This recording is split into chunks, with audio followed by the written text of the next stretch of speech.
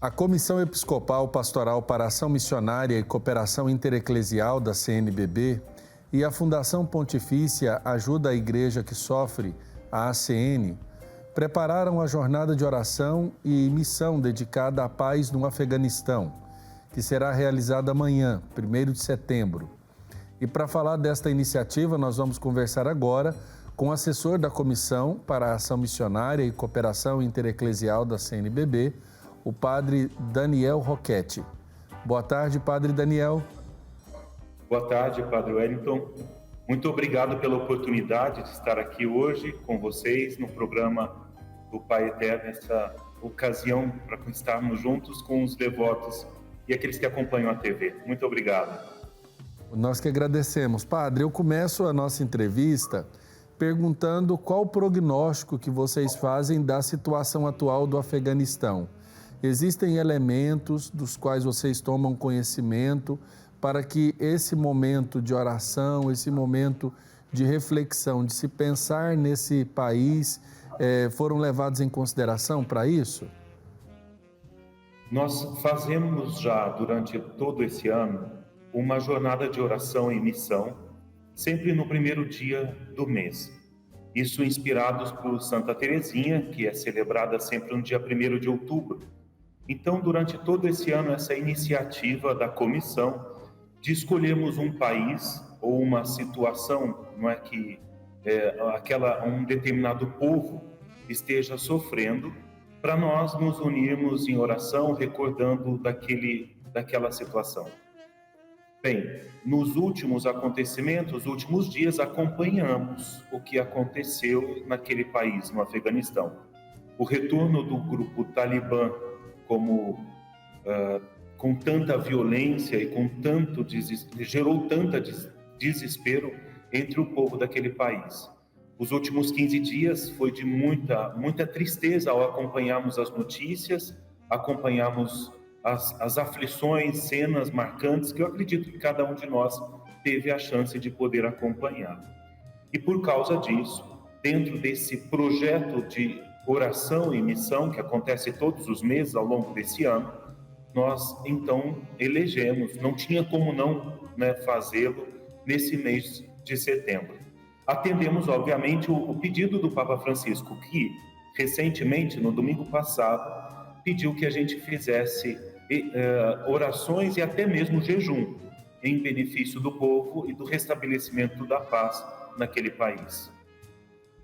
Certo, padre, e nós sabemos que a comunidade de cristãos ali naquele país é uma comunidade bem diminuta, mas isso não diminui, por assim dizer, a nossa responsabilidade na oração para com aquele povo, não é mesmo? Certamente. A comunidade ela é reduzidíssima, poderíamos dizer. Se de cristãos é pequena, de católicos é menor ainda, no sentido de que temos que compreender outras ramificações, outras denominações cristãs, inclusive aquelas bem antigas, não digo somente da corrente protestante, no sentido que também tem presenças, porém muito pequenas. A comunidade católica ali no Afeganistão se reduz a uma capela que existe na embaixada italiana, onde os estrangeiros católicos podem participar e participam da Santa Missa ali. Existe também uma presença, não é, das irmãs de Santa Teresa de Calcutá com um orfanato para crianças deficientes e o serviço jesuíta de migrantes e refugiados. Então, a presença católica ela é muito pequena, não é? Praticamente de comunidade de estrangeiros católicos que fazem esse serviço de caridade às crianças e também aos imigrantes. Portanto, agora, com a situação do Talibã, até mesmo as irmãs de Madre Teresa de Calcutá tiveram que sair do país. Ou seja, é menor ainda a presença católica. No entanto, o que nos acomuna com aquela realidade que nos faz elevar as nossas preces não é nem tanto o fato da igreja estar presente ou, de repente, o cristianismo, por exemplo, estar ali presente. Mas é o fato de que nós somos irmãos, somos de uma mesma humanidade. temos fé, religião, professamos religião diferentes, é verdade. Mas nós somos irmãos, nós somos seres humanos, é uma fraternidade, não é, que nos acomuna a todos. O Papa Francisco, no documento Fratelli Tutti, ele justamente vem convidar todas as religiões também, não relativizando uma e outra, mas pelo contrário, pelo bem comum, pela construção de uma sociedade mais justa, de um estabelecimento de paz em situações de conflito, de não uso de violência, ele conclama as lideranças religiosas a justamente, pelo bem das pessoas, edificarmos diálogos, edificarmos espaços de respeito, não é? E de mútua ajuda em benefício daquela população.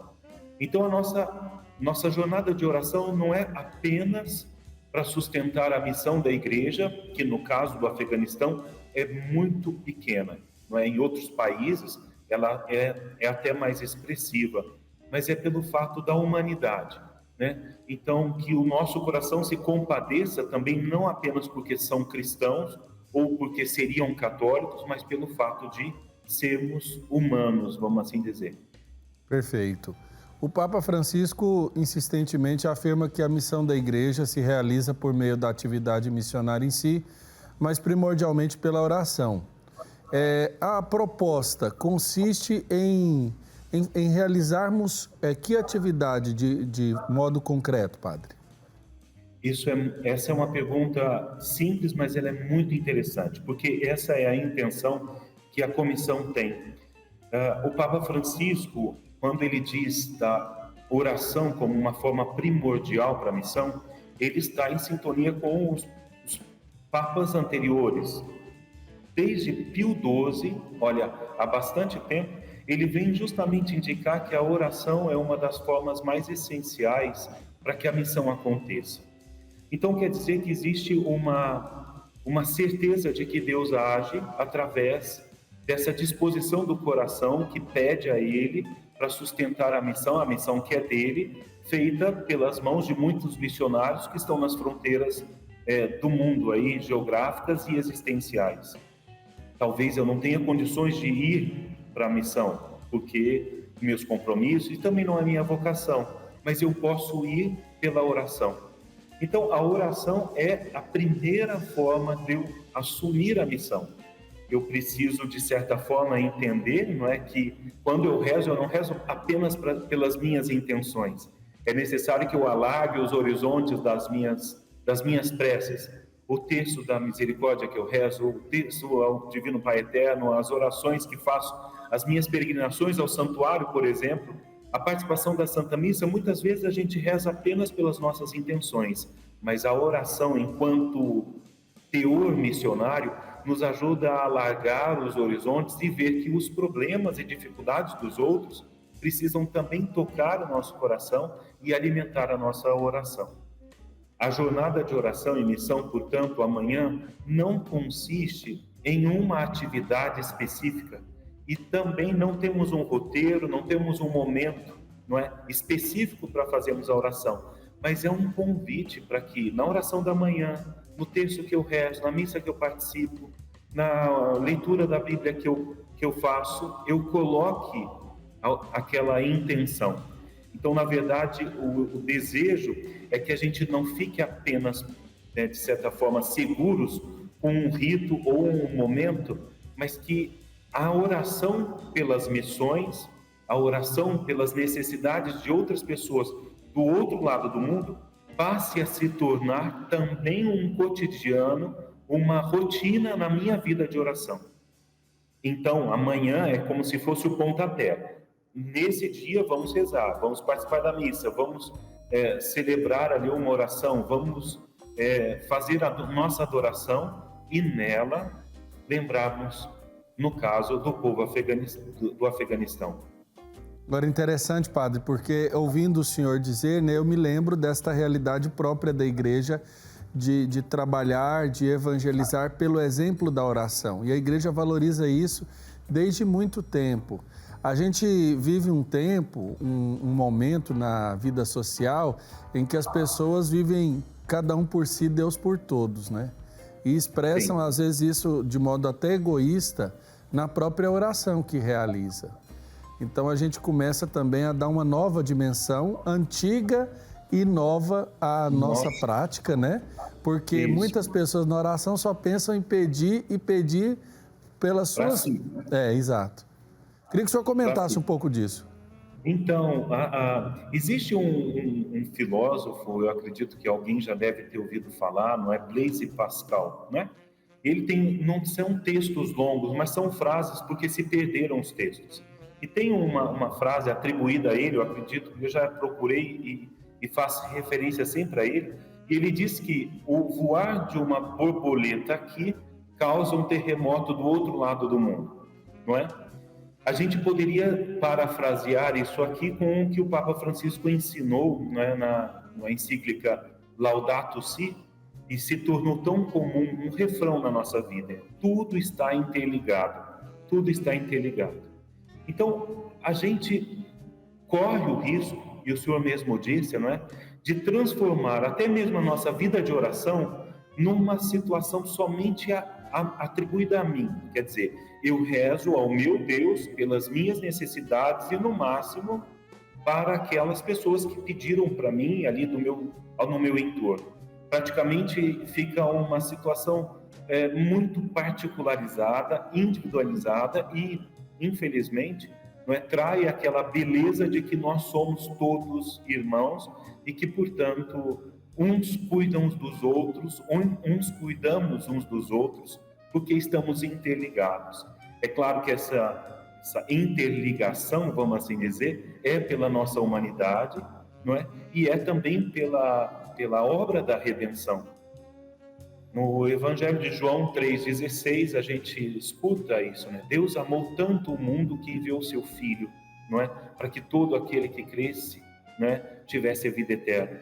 Então, quer dizer, há uma ação de Deus amorosa, não é, sobre todos os seres humanos. Muitas vezes a gente quer que somente nós sejamos os amados de Deus, mas somos todos amados.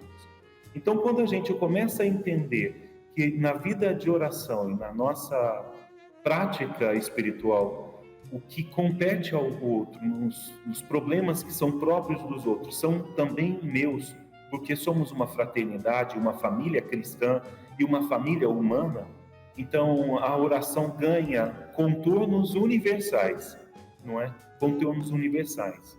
E é lindo, inclusive, eu acho que é até uma conversão, eu poderia dizer, porque nós começamos aí a ver para além dos nossos muros, não é? Aquilo que o senhor disse antes, não é? E eu também frisava e sublinhava antes. Nós começamos a subir um pouco nosso pescoço, vamos esticar para além dos muros, e a gente começa a ver que o mundo é muito maior e que as nossas orações, a nossa prática do bem, traz benefícios para a humanidade toda. Santa Teresinha tinha isso muito claro, não é? A oração que ela fazia ali na consagração da sua vida no convento, ela sabia que chegaria em todos os cantões do mundo.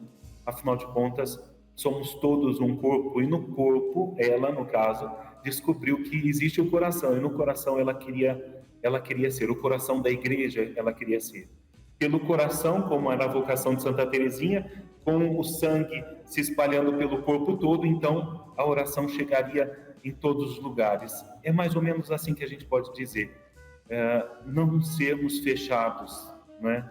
E lutarmos para não termos uma vida de oração apenas centralizada nas nossas problemáticas, nas nossas intenções, porque nós somos todos irmãos e irmãs.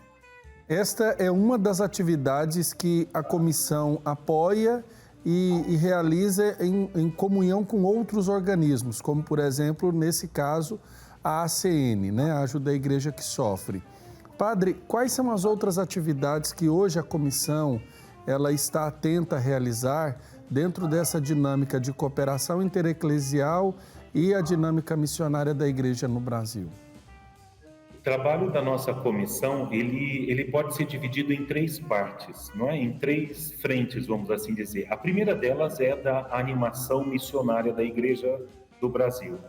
E essa a gente faz em comunhão, em parceria muito próxima com as pontifícias obras missionárias, que tem as suas obras ali, a IAM, a Infância e a Adolescência Missionária, os comícios, os conselhos missionários de seminaristas, a juventude missionária, etc. Então, há uma parceria muito próxima com as pontifícias obras missionárias. Também com a CRB e a vida missionária religiosa do Brasil, o CIMI, o Conselho Indianista Missionário, que trabalha as questões indígenas, a REPAM e a Comissão Amazônica. Esses são organismos e comissões que trabalhamos muito próximos uns dos outros, para que a gente continue sempre fazendo aquele barulho, eu poderia dizer assim, não é? Aquele barulho de conscientização da vida missionária. Todo cristão, pelo batismo, é um missionário. Se vai realizar a missão de forma consagrada na entrega da sua vida, se vai fazer a missão com a contribuição, ajudando a missão, se vai realizar a missão pela oração, não importa, todos nós somos missionários. Então, com esses organismos que eu falei agora, nós formamos o Conselho Missionário Nacional, que tem essa função de ir constantemente recordando a Igreja de que a sua natureza é missão. Um documento do Concílio Vaticano II, Ad Gentes, testifica: a Igreja peregrina é por sua natureza missionária. A Igreja não é que está peregrinando sobre a terra, ela está na terra para testemunhar a fé em Jesus ressuscitado. Por isso, todas as forças, todos os organismos e parcerias com as comissões também da CNBB e outros organismos, nós tentamos sempre recordar desse ponto central, não é?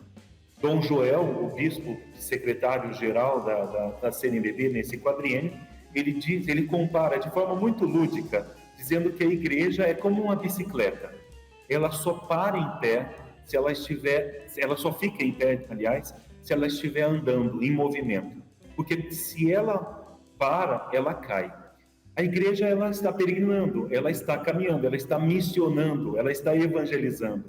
Ela está para isso, para testemunhar a fé em Jesus de diversas formas, na oração, na liturgia, no ensino, no serviço da caridade, enfim, de diversas formas. Esse é o primeiro e o principal, talvez, trabalho da comissão, né? No entanto, nós trabalhamos também em outras duas frentes, não é? Temos os projetos intereclesiais, onde a comissão acompanha projetos que a CNBB tem com outras conferências episcopais mais necessitadas pelo mundo afora. Digo mais necessitadas porque nós temos que ter consciência que o Brasil, a Igreja do Brasil é uma igreja forte, numérica e qualitativamente. E existem igrejas de outros países que precisam da ajuda da Igreja do Brasil. Padre Daniel, a gente pode dar um exemplo desses trabalhos de cooperação, porque muitas pessoas não têm dimensão do alcance desse apostolado missionário que a Igreja no Brasil realiza e desse trabalho de cooperação. Acho muito importante destacar essas parcerias para que as pessoas também conheçam e rezem por esses trabalhos, né? Sabe que esse é a pupila dos meus olhos, poderia dizer, não é? Por isso eu fico muito grato de poder ter a oportunidade também de falar para todos que estão nos acompanhando dos projetos que a Igreja no Brasil tem com o Timor-Leste, que é um paísinho do outro lado do mundo, perto da Austrália, com a Guiné-Bissau, que é um país africano, e também Moçambique, e com o Haiti. Alguém poderia dizer, são apenas 4 países? São apenas 4 países, porque não temos condições de ajudar mais. Mas esses 3 países que eu citei primeiramente, ali o Timor-Leste, a Guiné-Bissau e o Moçambique, por serem de língua portuguesa, serem lusófonos, a nossa parceria é muito próxima, enviando professores para ajudar na formação das lideranças católicas ali, não é? Então, padres, religiosos e religiosas. Então, a Igreja do Brasil, não é, atendeu um pedido de socorro mesmo, um pedido de ajuda da Conferência do Timor-Leste, da Conferência da Guiné-Bissau, também de Moçambique, para que ajudasse na formação dos padres. Então, em parceria com algumas pontifícias universidades, e aí eu cito a do Paraná e também do Rio de Janeiro, enviamos professores para fazerem cursos intensivos, não é? Ali naqueles países, para ajudar na formação daqueles padres. Já no caso do Haiti, a nossa missão e a nossa presença está muito próxima da CRB, da Conferência dos Religiosos do Brasil, e é mais na questão humanitária. Afinal de contas, é um país que sofre constantemente, como aconteceu, não é? Problemas de catástrofe natural e tudo mais. Então, naqueles três países e no Haiti, nós precisamos aí não apenas da oração, viu, padre? Com muita liberdade eu peço licença, não é? Não apenas, mas também da contribuição financeira. Então, quando eu não tenho condições de ir para a missão, porque às vezes não é possível, eu posso também tornar-me missionário ajudando as missões. E é uma forma de ajudar é nessa contribuição para esses projetos intereclesiais. Uma passagem, por exemplo, para um professor ir por Timor-Leste é de valor exorbitante, mas a gente não deixa de fazer isso para ajudar aquela conferência, aquela igreja que pediu ajuda, não é? Então, é muito bonito a gente falar sobre esses trabalhos, essas frentes de cooperação intereclesial, porque assim as pessoas também tomam consciência e vejam que a gente está ajudando outras igrejas muito pequenas. Cito de novo o Timor-Leste. O Timor-Leste tem apenas 3 dioceses, são 3 bispos apenas naquele pequeno país. Nosso Brasil são de 278 dioceses. Olha o tamanho do Brasil, como não ajudar uma pequena conferência, um pequeno país na sua formação de novos padres e lideranças cristãs? Eu acho que vale a pena sim. A conferência reconhece que vale muito a pena ajudar, no caso Timor, Guiné-Bissau, Moçambique e o Haiti. Agora, padre, voltando ao tema do dia de oração pela paz no Afeganistão, qual o maior desafio que o senhor acha que nós encontramos ao chamarmos a atenção para essa promoção, para essa iniciativa? Porque, com certeza, lançar a ideia talvez não seja o mais difícil, mas deve existir também alguma dificuldade para que isso, de fato, aconteça e essa promoção seja efetiva. Qual o desafio que o senhor observa, às vezes, numa iniciativa como essa? Padre, eu diria que o desafio que nós enfrentamos maior é de vencermos também o preconceito religioso. No sentido de que quando nós temos notícias, por exemplo, que é um país de maioria muçulmana, não é de fé islâmica, aqui vem à nossa mente uma série de categorias: terrorismo, fanatismo, estão assim, assado, desse jeito, então se fossem cristãos seriam melhores. Não, são diferentes, é uma estrutura diferente de religião, talvez longe da nossa realidade, é verdade, não é? Mas isso precisa ser, de certa forma, ir sendo desconstruído, não é? Há uma tendência de acharmos melhores do que os outros, pelo fato de sermos cristãos, não é? E ainda mais como católicos. E aí desmerecemos todas as outras religiões e desrespeitamos todas as outras diferentes estruturas e sistemas religiosos. E eu acredito que o primeiro grande desafio é esse, quase que, né, de certa forma, dizendo, bem, se eles estão assim, muitos pensam, né, se eles estão assim, basta que acreditassem em Jesus Cristo que isso deixaria de existir. Talvez não é assim tão fácil, não é? Então é necessário que a gente entenda, não é, as realidades deles, os ame na diferença deles, não é? Compreenda, acolha, assim como também a gente deve rezar e pedir para que eles acolham as nossas diferenças e haja maior diálogo, maior respeito nessa diversidade religiosa e não num fanatismo constante e às vezes muito bélico, violento, de desmerecimento de ambas as partes. Não é? Então, o grande desafio é esse, de entendermos que aquilo que compete ao outro, mesmo que seja diferente ao outro, Se lhe faz mal, de repente eu devo cuidar para evitar que ele se autodestrua, como assim diz, né? Que haja tantos sofrimentos. No caso do Afeganistão, nós sabemos de vários problemas, né? Por causa aí sim, de um fanatismo exacerbado que desrespeita as mulheres, desrespeitam também elementos da dignidade humana dentro dos direitos humanos. Então é necessário que a gente também se converta nesse sentido, né?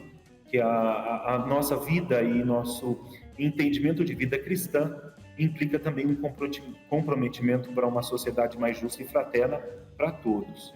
Para todos. Perfeito. Padre, e é só o Brasil que vai rezar pela paz no Afeganistão?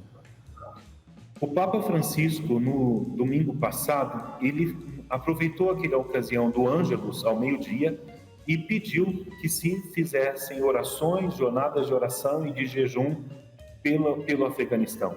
Então, eu acredito que esse pedido, sendo ali do Papa e tão recente, vai repercutindo em cada país, em cada conferência, conforme, em cada coração dos cristãos, conforme vai se chegando a notícia de que precisa, e a oração ela é eficaz. Não é? No nosso caso, a gente está dentro desse projeto bonito, que já acontece desde o início do ano, onde cada primeiro dia do mês, como eu já citei, rezamos por um país. Já rezamos pelo Haiti, pelo Sudão do Sul, rezamos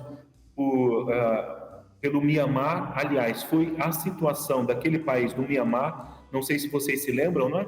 Quando uma foto de uma religiosa de joelhos, com os braços levantados, pedindo para que a tropa militar não viesse por cima dos manifestantes, né? Então, aquela cena ali gerou a nossa inspiração para esse projeto. Foi o primeiro motivo, não é, de uma jornada de oração pelo Mianmar. E depois foram outros países. E, no caso, agora em setembro, pelo Afeganistão. Mas o pedido do Papa Francisco, com certeza, vai ser acolhido por vários cristãos, não é? E em vários organismos vão fazer as suas orações, né, sua prece, se unindo àquela realidade ali.